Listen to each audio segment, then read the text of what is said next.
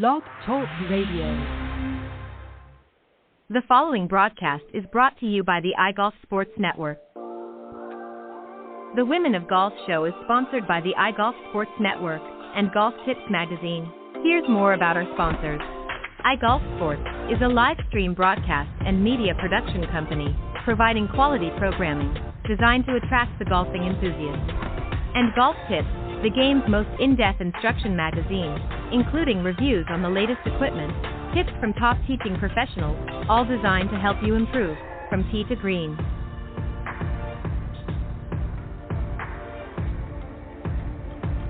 Good morning. Welcome to the Women of Golf, the #1 women's golf show around the world, with hosts Ted Odorico and Cindy Miller. Join them as they interview some of the best players from the Symetra, LPGA, and Legends Tour, and so many others, helping to elevate women's golf.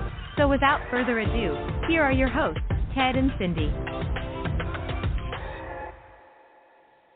All right, good morning, everybody, and welcome once again to the Women of Golf show. I'm Ted Odorico, and alongside, of course, this week, she made it back, the hostess with the mostest, my good friend and LPGA professional, Cindy Miller. Good morning, Cindy. Good morning, Ted. How are you? I'm doing really well. How are you doing? Doing really well. Speeding as like a lunatic as usual, but doing well.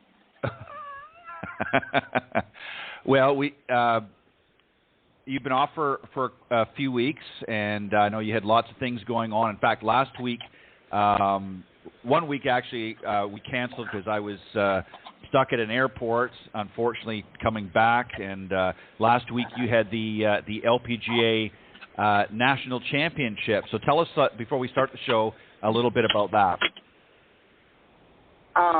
It was at Kings Mill Resort, which is in Williamsburg, Virginia, which is where we filmed Big Break 3, Ladies Only, which was my first big break. And I had not played in a tournament in a couple of years. And I made the cut, but I'm still bipolar. So I was either good or I was terrible. So our listeners all know the feeling, I guess, if they play in tournaments. Annika doesn't know that feeling, though, because she's amazing. No. And I know. So I made the cut. I broke 80. I'm good to go. And I'm back in the saddle. Yesterday we were in New Jersey teaching a clinic for KPMG for a bunch of business women, and then we got home last night at 11 p.m., and we're ready to teach all day today. So all things are good. Golf is open, thank God. Yeah, everything's good. How about you? Very busy. Traveled a little bit, took some time off, and got stuck at the airport. But I don't feel as bad because I was watching the news this morning, and a couple of the airlines are really having some issues, one of which I flew on, unfortunately, during my travels, and lots of people stuck for days at the airport, days, not hours. So I feel very blessed. But why? Made it, because, well...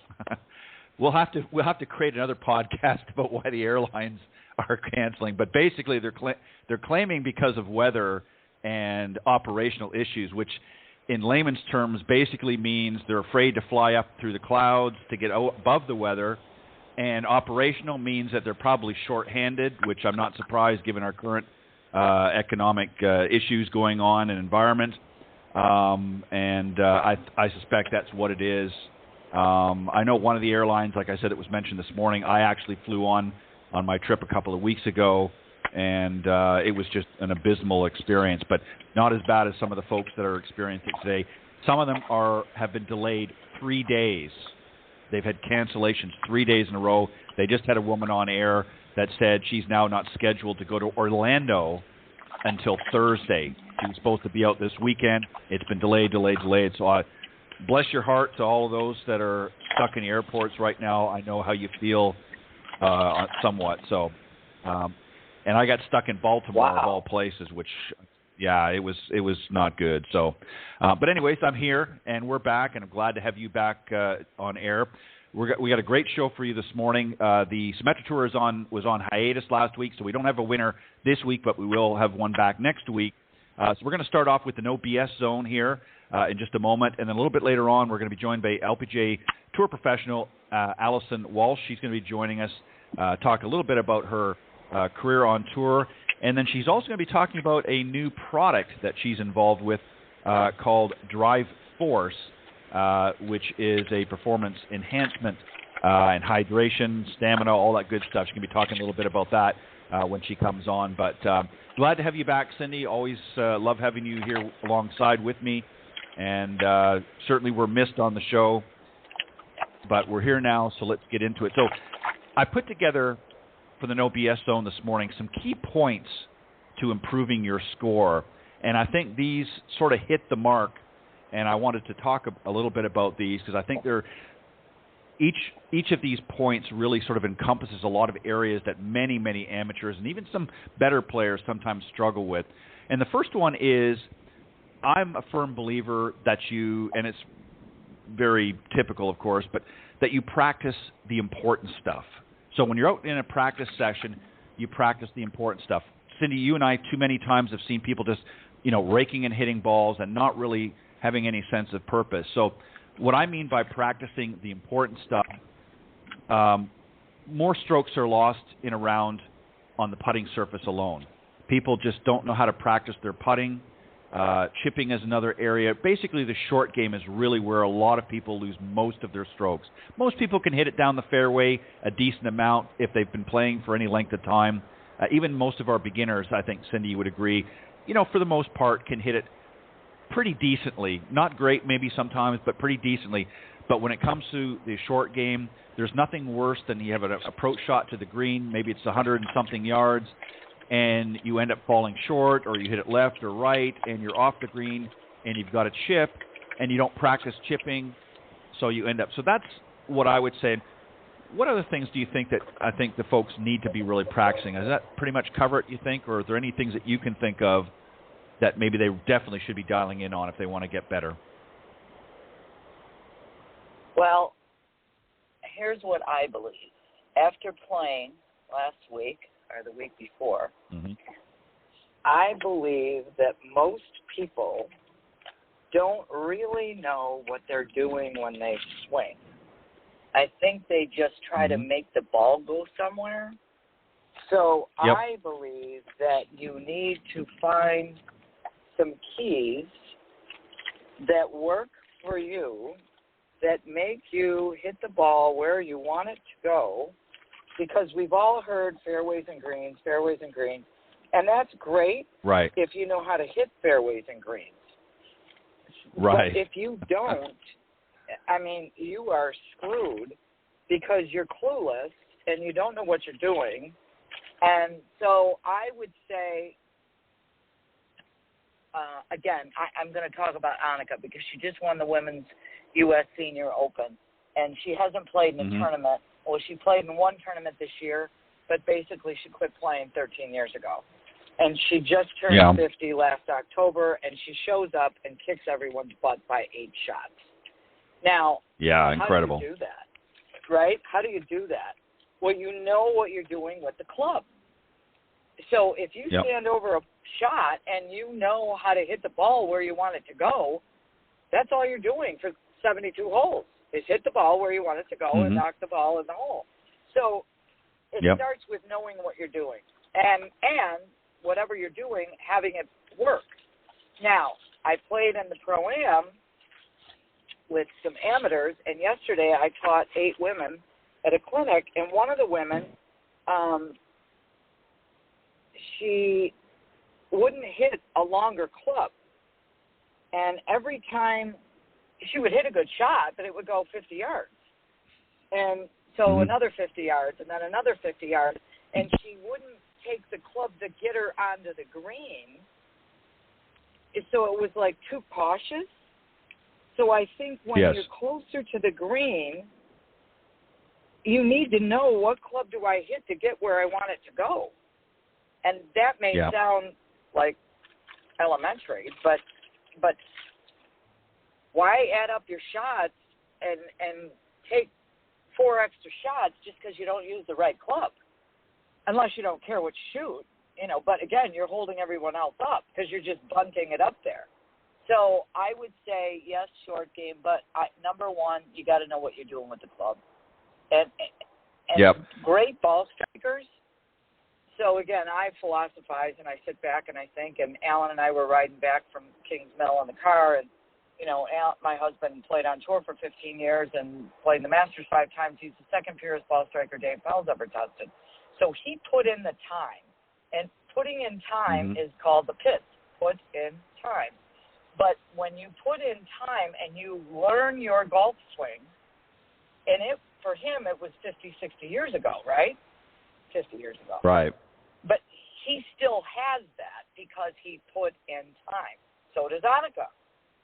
So many really good players can not play for a really long time, pick up a club, swing it, and hit it the same exact way because it's in muscle memory because they know what they're doing.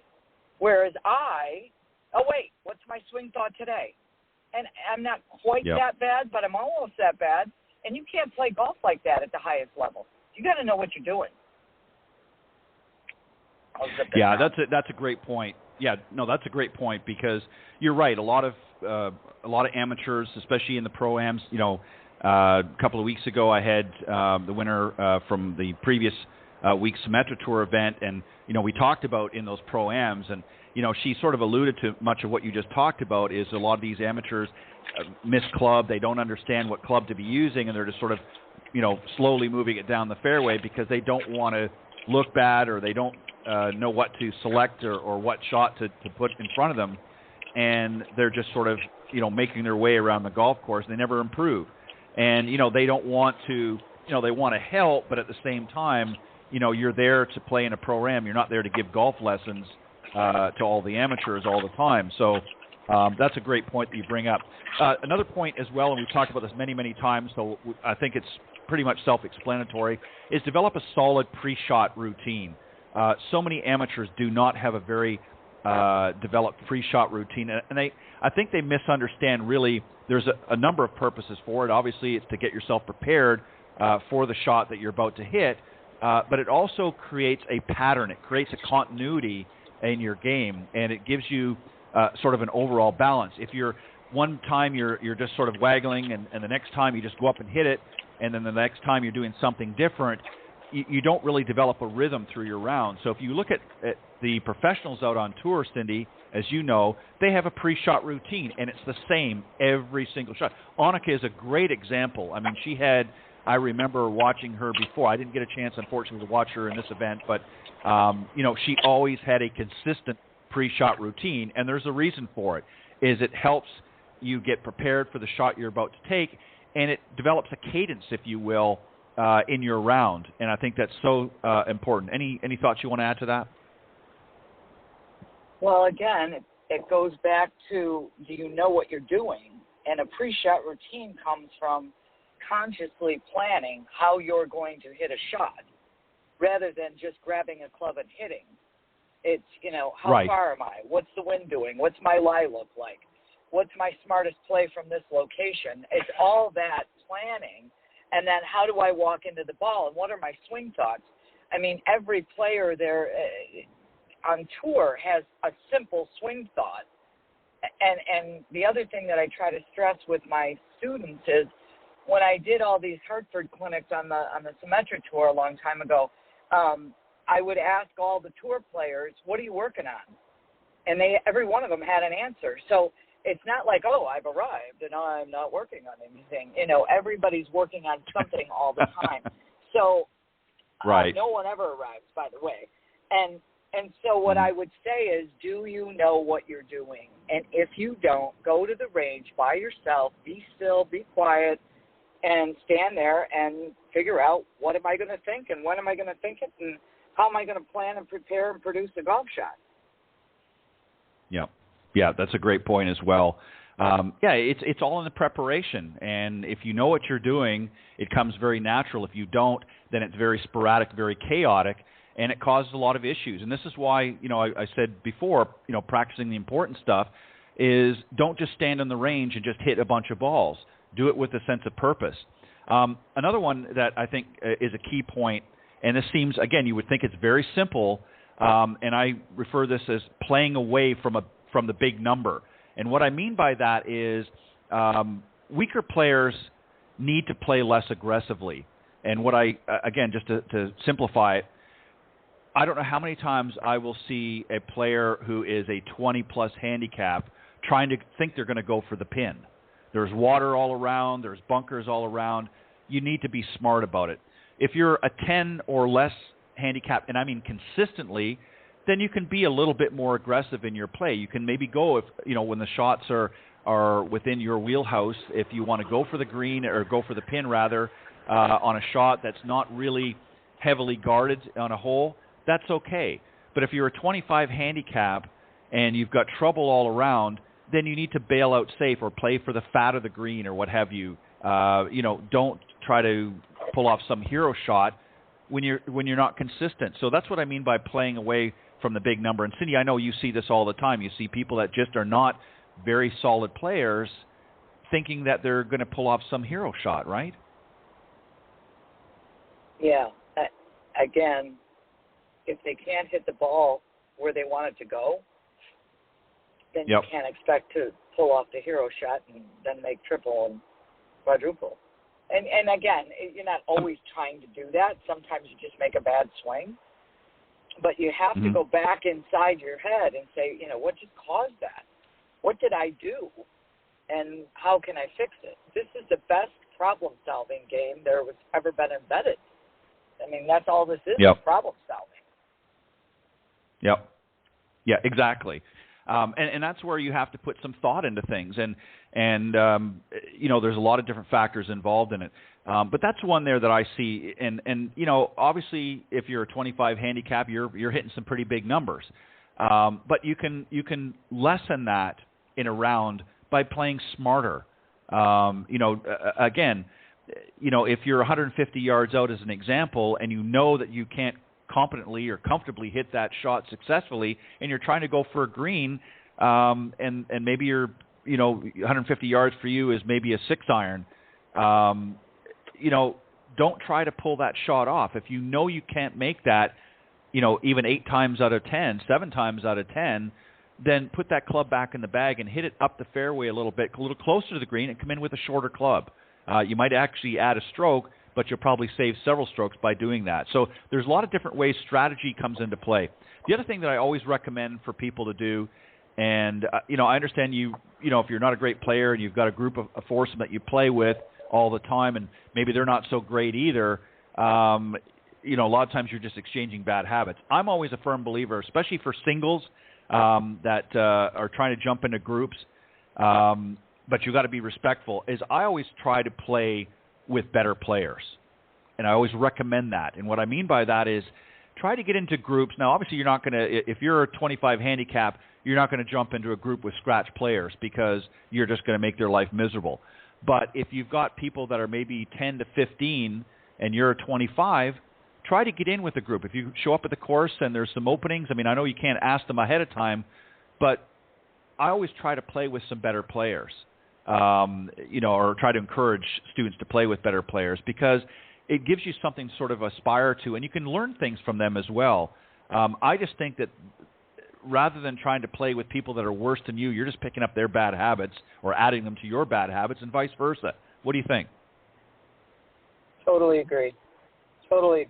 Again, we were talking about that last night when we were talking about kids trying to play at the next level, college golf, and maybe turning pro. And I had 2 of the women that I played or taught yesterday are members at a club that Joanne Carner's a member at. And I started talking, which I didn't know this at the time, but I said, when I was first qualified for the tour, I used to live in her Airstream trailer, and I paid rent in the campground, and, she was in the Hall of Fame, and we would play 9 holes every afternoon. She'd beat me like a drum. Well, why did I do that? Because I wanted to learn from a Hall of Famer, right? Right. What's she doing that I'm not doing? And when I got done playing around, I would go walk and watch the leaders, Why? Well, because I wasn't as good as them. Well, why would you do that? Well, you got to humble yourself and go learn from someone that's better than you. So some of these kids are not inquisitive or curious enough to go snoop that out. And again, it depends on the give-a-rip meter. How bad do you want it? Yeah. And why are you not doing, again, if you're not able to look in the mirror to see what you're doing, then you're probably not going to make it. So always play with better people. And you know what you find? Again, one of the best lessons I've ever gotten from my husband was I was complaining about this girl that beat me in a Legends Tour event. And he's driving the car, and he just turns and looks at me, and he goes, she misses it better than you. Yeah. I'm like, what? She misses it better than you. Mm-hmm. You're trying to make hero shots, right? So I was being the idiot. Yep. And just skull it down the middle of the fairway. We've got what we call the fairway finder. Take a half swing. Yep. When you got clenched butt cheeks and you don't know where it's going, take a half swing and bunt it down the fairway. So. Yep. Exactly right. By the way, ladies and gentlemen, available now at your local golf shop, the Cindy Miller Give a Rip meter on sale now at your local pro shop. I think you ought to come up with that, Cindy. I think you ought to market that. I think that would be great. Just having some fun. The other thing, Cindy, and I know we've talked about this as well, is to commit to the shot and then just do it. Time and time again, it comes down to confidence. If you're standing up over the ball and you're not really confident that you've made the right decision, you've already lost half the battle. Mentally, thoughts start creeping in. And you've said this many times over the years on air, and I'm sure off air as well to your students, is, once you decide what shot it is that you're trying to play, you need to stand firm with that decision, right? And then just get up there and do it. And even if it ends up not being the right decision, at least you've stood up there with some confidence. If you go up there and thinking, well, maybe I should be hitting my 7-iron instead of my 8-iron, or maybe I should be doing this or laying up or what have you, and there's all kinds of doubt creeping in, you've lost the battle, right? You have. Yes, you have. You have to have confidence, and you have to be certain that you're making the right decision. And then you got to commit to the decision, and then you'll be more consistent. Yeah. And again, sometimes you're going to make the wrong decision. That happens to everybody. Even the best players on tour sometimes think that they're going to do something and the shot doesn't come off, or maybe it was not the right play. We've often heard the announcer say, well, he probably shouldn't have done that, or she shouldn't have done that. We don't always know what's going on in the player's mind, of course, but again, they get up over that shot. They've made a decision. They've tested the wind. They've checked the other elements that are and factors that are involved, and they've committed to the shot, and they hit it. And either they pull it off or they don't, and then they just move on. But so many amateurs step over the ball. I've even seen it on a tee shot. They're maybe not hitting their driver very well, or they're not comfortable with their driver.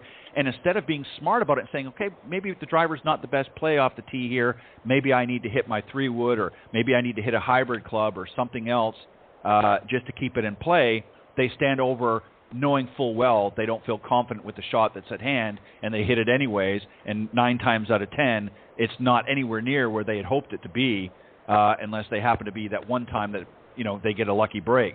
So commit to the shot and then just do it. The other is, we'll have to move here quick because we're getting close to our time, but one shot at a time. You can't be thinking about the shots that just happened. You focus on the shot that is now. Whatever shot you're standing over, that's what you focus on. Too many players get distracted with past shots, future shots, and they're not really focused on the shot at hand. And that's an area, Cindy, I know that you would agree with as well. You can only play one shot at a time, so that's the one you should be focusing on, right? Yes, you should, and you can't think about who you're going to beat or what the score is going to be or how much money you're going to make or what you're going to shoot, because the minute you do that, you're distracted and you're not paying attention to the task at hand, and then you're going to make a silly mistake, and then you're going to get mad at yourself. So I only Yep. know this from experience. And again, Yep. you'll do it a few Exactly times. right. It's like how many people, want to break 100 or 90 or 80 or 70 for the first time, and, well, all I had to do was bogey the last hole and I made triple. Well, why'd you add up your score? Sometimes Right. I even trick my brain if I'm playing really well and I just, pretend I'm 12 over. Shut up and hit the ball. The more I just, Yep. just don't pay attention to what is future. Only right here, right now. Yeah, I couldn't agree more. Another point as well, I think that is key is develop a safety shot. What I mean by that is a go-to shot. If you're in a situation, I kind of used an example a moment ago, if your driver's not a strong club for you, use a different club. If there's a shot where, let's say, you find you don't know whether you can make it or pull it off, have a go-to shot.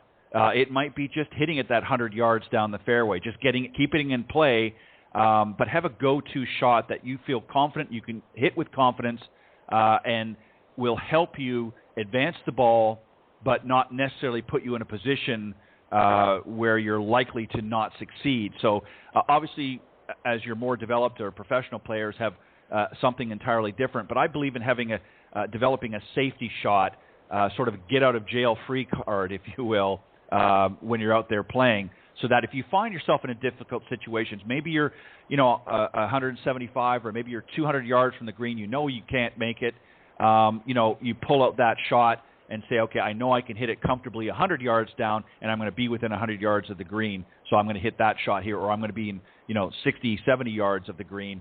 That's a better play than trying to go for it. So develop a safety shot, in my mind, I think is going to help you as well. What do you think? Absolutely. Again, we call that the fairway finder. And I think most people, people come in and say, well, I have to hit my driver farther. Okay, what do you shoot? 100. Okay. How far do you hit your 100 or your driver? 200 yards. Okay. Mm-hmm. Let's just say, do you keep track of how many fairways you hit? No. All right. Let's pretend you can hit every fairway and you only hit it 180 yards. Mm-hmm. Could you be on every green and 1 over regulation? Well, yeah. Okay, well, then you just shot 90. So we just knocked 10 shots off your score. So, again, I think the expectation level is I need to go do this. And it's like, yes, let's talk about this a minute. Let's take a chill pill and discuss. And I don't have to do that. And again, really good players, and I've been fortunate enough to play with a lot of them, they know they can sacrifice a bogey here and there. If they make a bad swing or get a bad break or they miss a 6-footer or whatever it is, they don't get all wigged out because they know that down the road and the round, they're going to make a birdie somewhere. So they don't freak out and, oh, my God, and then go bogey, bogey, bogey, bogey. But people that are thinking about their score or trying too hard or totally unsure of their swing will tend to go down the deep path of despair. And that's not fun. I couldn't. Yeah, I remember, years ago, and I've heard him say this several times, Jack Nicklaus used to talk about how some golf holes, even some golf courses, that didn't always necessarily suit his eye. Obviously, if the whole course didn't suit his eye, he was obviously a left to right ball striker, and he quite often would get in situations where holes didn't fit his eye. And what he would do is he would go in with the mindset, you know what, I'm okay if I make a bogey here. Ideally, I'd like to make a par and get away from it. But if I make a bogey here, I'm okay because I know the next hole fits my eye just well. So to your point, they're willing to make a sacrifice. That doesn't mean they're trying to shoot a bogey. It just means that they know that this particular hole is not within their comfort house, if you will, or their wheelhouse. So they're okay if they make a bogey. They can sacrifice that hole if need be. And again, it goes down to really planning, having a game plan and sticking to it. Another one, too, is, and this is important, is buying equipment that suits your game.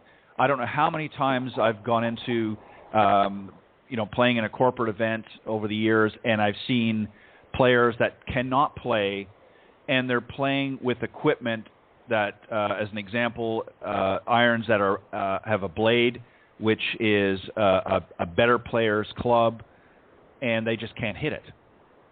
They think that they need to look good, or because their favorite tour player plays this brand of club, this is what they need to get, or this particular club, and it's just not a very forgiving club for those that can't hit it well.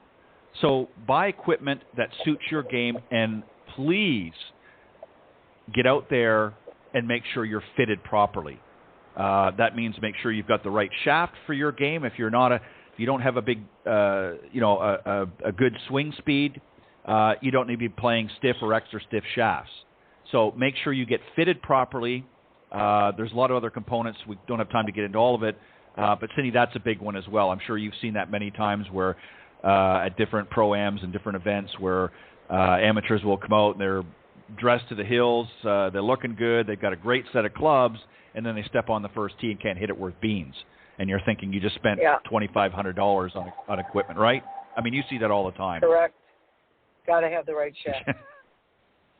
Yeah, you got to have the right equipment, and the only way you're going to do that is to get together with your pro. And the last one, Cindy, this is an obvious one, especially if you're struggling, and this is not just a pitch from a couple of golf professionals here, but take lessons. I would rather than you spending $500 on a brand new driver, I would rather you spend that $500 and get a series of really good quality lessons from your local golf professional and work together with them to improve your game. And then down the road, maybe you might want to treat yourself to some new equipment as your game improves and you need to maybe make an upgrade.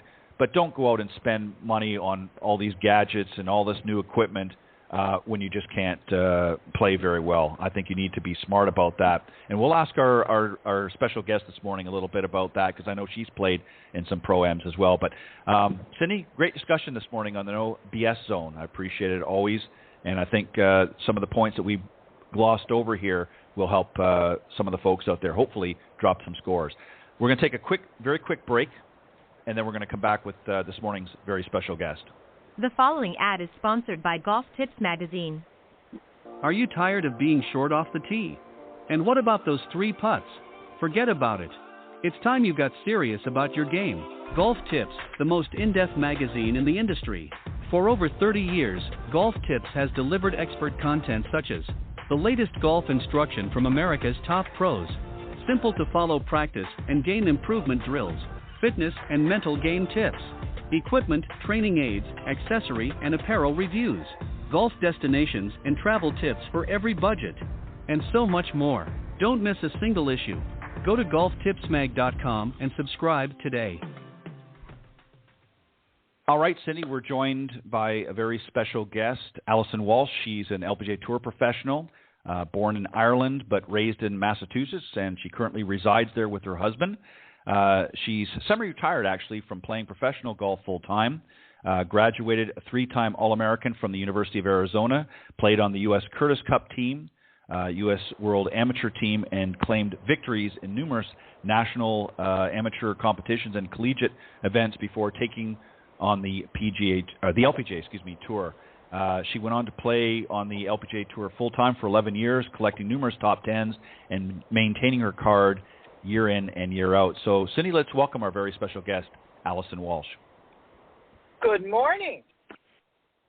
Good morning, guys. How are you? Great. We're so glad you're here. It's great to be here. I was enjoying the talk earlier about equipment and whatnot. I can't echo those comments you guys made enough. So let me just butt in real quick. Yeah, Alison, let me just play off that just a little bit because I know, as you probably heard, I mentioned that you obviously being on tour played in a lot of Pro-Am events over the years and saw a lot of different things. What were some of the key points that you can recall that amateurs were doing wrong that you noticed? And obviously you tried to help as best you could, but you're there playing in an event.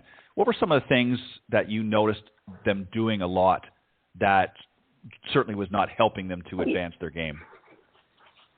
Yeah, I think, touching on equipment right off the bat, if somebody's going to invest their time, playing golf and whatnot. I see so many people just getting hand-me-down clubs, or, even especially like younger people, grabbing a set from a parent and whatnot. And I think if you're going to put the time in, I think you need to invest into getting fit, because it's just going to start you off correctly and in the right direction. And, I think you're almost at a disadvantage putting the wrong stuff in your hands and learning, you might be swinging something heavy for you or light, or the vice versa and whatnot.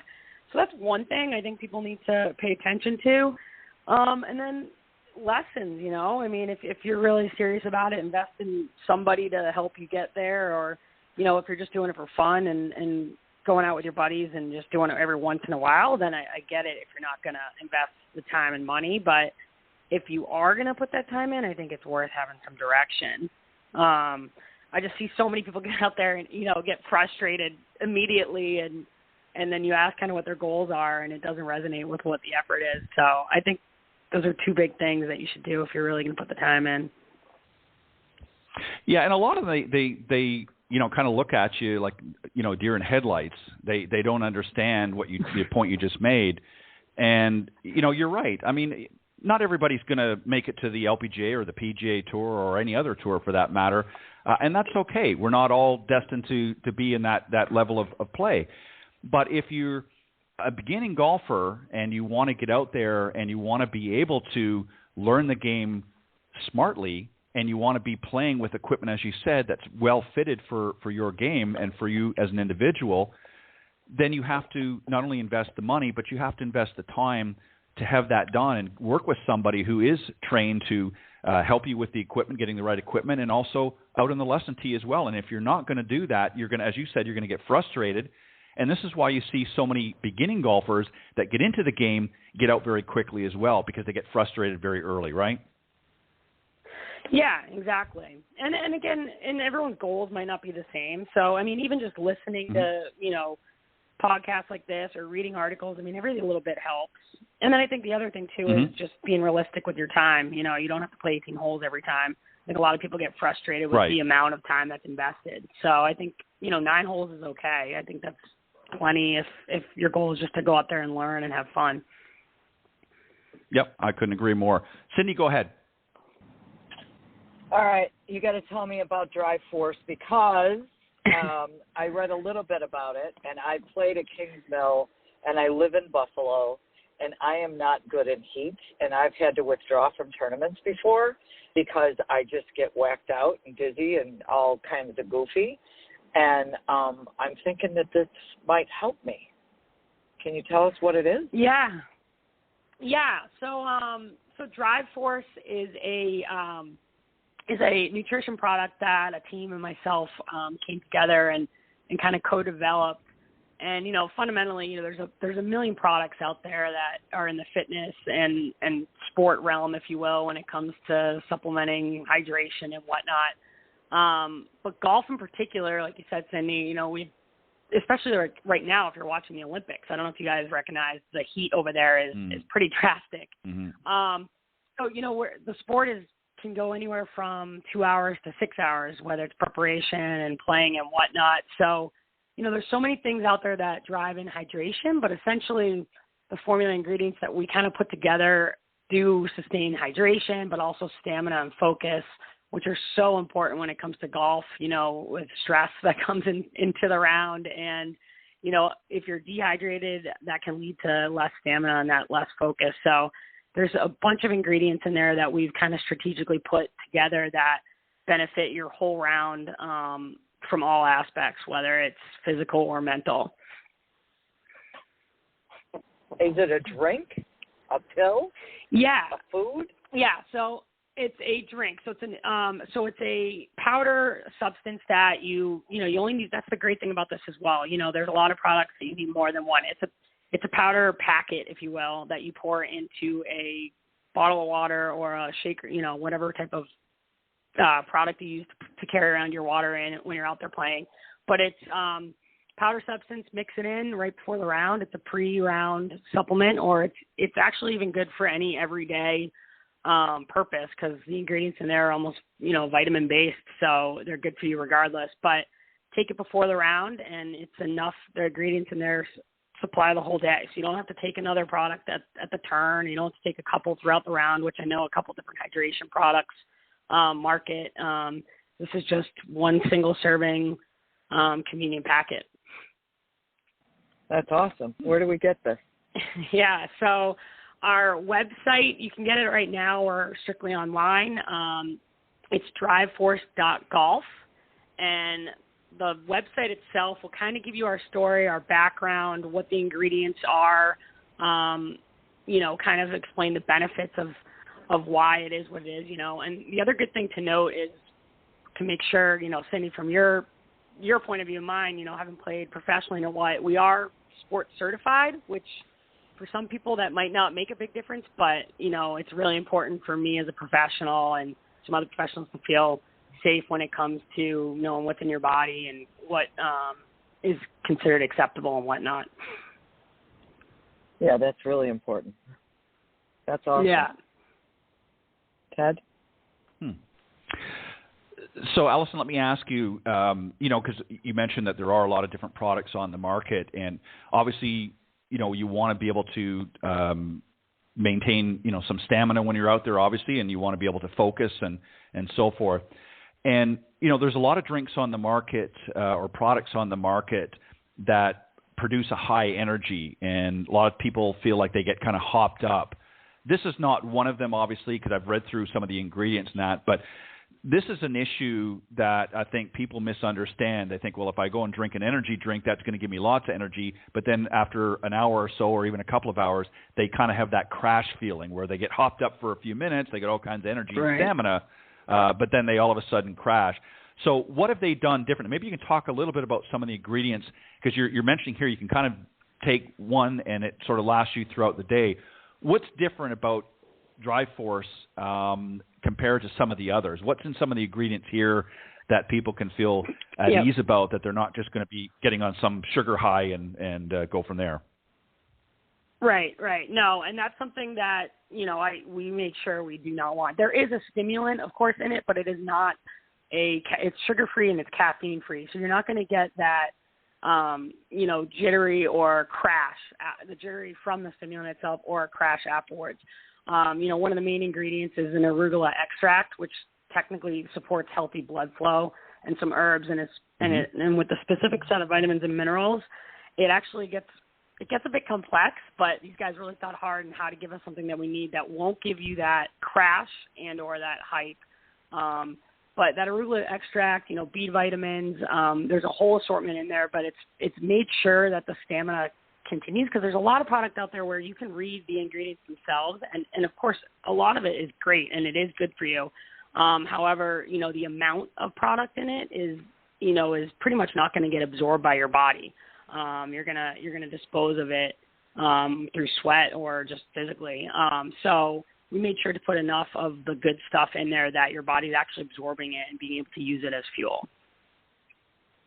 Yeah, and electrolytes are something you always hear folks talking about, that you get out there and you're in the heat and, you got to drink lots of water, but you got to maintain those electrolytes. Are some of the ingredients in there do that as well, help you to maintain a good level of electrolytes along your travels? Yeah, there's all electrolyte needs. There's sodium. There's also salt, which is actually important when it comes to hydration. A lot of people think the opposite. Yeah, so it's all put together with that in mind.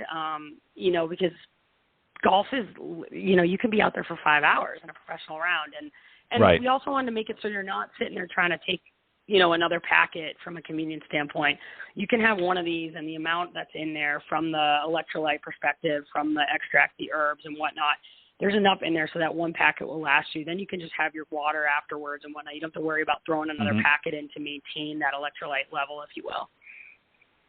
When should you typically, to get the best results, should you take it just before you go out and play, maybe an hour before, to really get the best results throughout your round? If you're playing in that 5-hour round for many amateurs, typically you want to obviously stay hydrated. At what point should you take it, during the round, before the round, or what should to give you the best results? Yeah. So ideally, I mean, if time permits, you should take it, prior to the round. That way your body absorbs it. You have it ready to go for the whole round. And we always say that back nine drag won't occur because it's, your body's absorbed it correctly.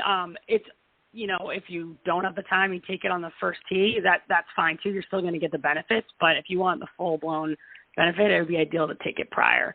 And that being said, it resonates across the board outside of golf. If you're going to go out and practice for the day, or you're going to get, just have a busy day of hiking or other physical activity and whatnot, it's designed for multiple uses. So it's kind of the ideal time to take it would obviously be in the morning to prepare, but at the same time, depending on your schedule, you can still reap the benefits if you take it at a later point. So let me ask you one other question, and then Cindy, I'll throw it back to you. People understand the physical part. You get a little lethargic when you get out there, and as you say, the back nine drag. But people don't understand mentally what happens to you out there when you start to get to that point. Maybe you could touch on a little bit about that, some of the symptoms that people typically have when they're out there, and why this is such an important option to help prevent some of that. Yeah, I mean, I'm guilty. It actually, I don't know if you guys watched recently the 3M Open with Cameron Champ. I know the commentators and a couple people witnessed themselves watching. He just kind of looked dragged on that back nine. Whether he was or not, I don't know personally. But there's a point where, and I'm guilty too, you don't realize your body's just getting really worn down when you're out there. There's a lot that goes into it besides the physical aspect. Your mind's working. You're walking, you're extroverting all this energy, especially on a professional standpoint or a competitive standpoint. You get to that back nine, if you haven't, prepared yourself from a nutritional aspect, whether it's, hydration and or just energy from consuming food, your mind's just not fueled correctly. So there'll be times where I've played competitively and I'll finish the round and I'll notice that I've made late mistakes in the day, and then I'll look back at what I ate and drank, and I'll, kind of kick myself because I'll realize, man, I didn't really have any snack or drink enough water, those last 2 hours. And it really does show in your game and your performance. It's something to kind of uniquely take note of. If these people are like we were talking about, investing in clubs or investing in lessons, that's another thing you can really chart, kind of manage what you're putting into your body and see how your game is affected. And I really think you'll see a difference if you properly fuel yourself. Even if, DF18 is a bonus, but if you're just drinking water and maintaining healthy snacks throughout the round, it's going to be a massive benefit because, it's so easy to get lethargic out there. And then once you're doing that, you can make really dumb mistakes. Yeah, physically is obviously one point, but you're so right. Mentally, time and time again, we see a lot of amateur golfers particularly, and even some pros from time to time that maybe – forget to, adhere to what you're talking about, and they get out there and you can tell that they're just not playing their best, that they're having a little bit of brain fog, if you will, for lack of better words. Yeah. Cindy, go ahead. So I'm excited. I'm going to try this, and my son is same thing. He plays in the USGA events. It's +3, and we both have issues in the heat. So thank you so much for telling us all about this. I can't wait to try it. Yeah, no, I hope you guys do, and we would love your feedback. And just for your general consumer and whatnot, pay attention to the Olympics this week. The men were in there, but I know the heat's stepping up for the women coming up this week. I was just watching this morning, and just see how often they're hydrating themselves and taking snacks and whatnot, and look at performance when it alongside. I think it would really resonate with how important it is to have the right product to help your game. Couldn't agree more. That is awesome. Well, Alison, Alison, thank you very much. For those tuning into the show, go to driveforce.golf, and you can check out their story, and you can read more about some of the ingredients in there, and you can also pick up some. You can shop right there online to get the DF18 product. It's a great product. I'm certainly going to try it out as well. But Alison, thank you very much for joining us this morning and talking a little bit about DriveForce. I appreciate it. Thank you both for having me on and discussing it. And I hope you guys enjoy your DF18. Thank you. All right. Sounds good. Thank you. All right. Thanks, Bye-bye. guys. All right, very interesting. Cindy, there's, she raises some interesting points here. We just got a few minutes left, and then we'll sign off for the day. But you know yourself. You play, some tournament golf. I haven't played as much here recently as you normally have, but you know yourself. If you're somebody that's not acclimatized to the heat, it gets pretty steamy. If even up your way, people don't realize. They think up in the Northeast it doesn't get as hot as here in the Southeast. It certainly gets hot down here, but you guys get some heat up there as well during the summer months. And there's nothing worse than getting out there and, get 9 under your belt, and then you start to feel that, that fog, if you will, that brain fog starting to hit, and then it affects all parts of your body. So I think this is something that definitely is going to help you. Absolutely. I mean, again, you don't realize what's happening to you, and you're like, whoa, what was that?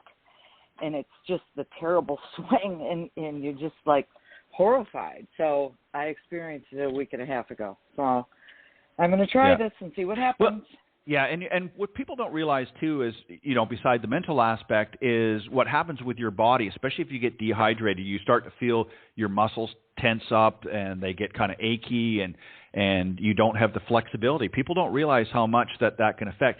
And I see so many people, and I know anything I know sometimes is better than nothing, but I see people out there, especially in this heat, and, God bless them, we want them to all have fun, but they're, knocking back 2 or 3 beers in the front 9, and that just adds to the dehydration.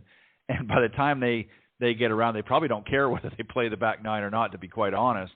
But, again, we want you to have fun, but you got to be smart about it. And, advancements in research in that has gotten so far ahead now, Cindy, with and products like this are coming out in the market that are just happening. And this is why, helping rather, and this is why so many athletes and professionals like Alison, like yourself, are tapping into them, because they're recognizing that, your body, how you treat your body is going to affect how you perform out in the golf course or whatever it is that you may be doing in your life. And, unfortunately, we wish we had this 30 years ago, but we've got it now, and we need to take advantage of it, right? That's for sure. Absolutely. All right. We want to thank, again, our very special guest, Alison Walshe, for coming on and talking about DriveForce. Again, go to driveforce.golf. You can find out more information about that and purchase the product directly from the website. And hope you enjoyed some of the key points to improving your score on the No BS Zone we talked about. If you missed the broadcast, you're just tuning in this sort of the last minute or so, you can go to blogtalkradio.com/Women of Golf and just scroll down to the on-demand section, and the recorded version of today's broadcast will be there in just a few moments. So thanks, everybody, for joining us. And on behalf of Cindy Miller, I'm Ted Odorico. God bless everybody, and we'll see you next week right here on the Women of Golf. Thanks, Cindy. Thanks, Ted. Bye-bye.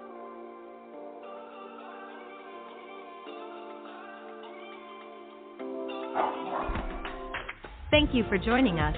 We hope you enjoyed listening to this week's Women of Golf show. Ted and Cindy wish to thank this week's special guests. Remember to join them every Tuesday from 9 to 10 a.m. Eastern here on the iGolf Sports Network, or on any of these social media platforms: iTunes, Stitcher, TuneIn, CastBox, TalkStream Live, and of course Spotify. To get updates on the show, you can follow the Women of Golf's Facebook page at www.facebook.com/Women of Golf. This has been a production of the iGolf Sports Network.